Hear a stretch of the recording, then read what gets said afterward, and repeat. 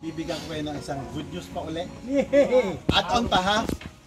Katatanggap ko lang ng sulat ng Don Carlos Palanca na ang sinasabi, congratulations, nanalo ka sa short story writing contest. Sabihin nyo anong blowout? Ayun. Okay, so maraming salamat. One morning, very happy siya. Nakatulog ako ngayon. Hindi ko ako nanak mo mapang kami sa Manila. Yung hindi daw ako ang kasama. Kasi wala akong isasama ngayon. Kasi ang brother ko noong first na award ko, si Romeo. Noong pangalawa, yung daughter ko. Ngayon, At pangatlo. Pangatlo yung pamangkin ko. Si Niece. Pagkatapos, this time, alam nyo kasi, ang mahal ng toll gate.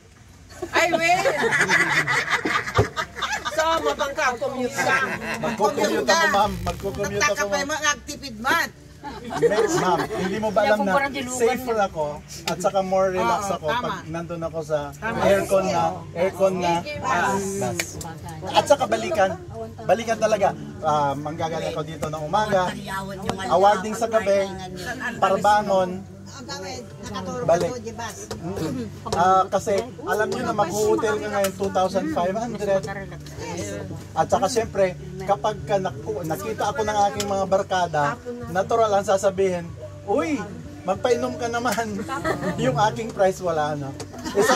Samantalang, pambili ko na lang ng simento para... Okay, so... Okay, ulit, Ivan, maraming salamat sa pagkuha mo ng video namin. Ayan, God bless kayong lahat. Thank you very much. I love you all. Thank you for the opportunity again.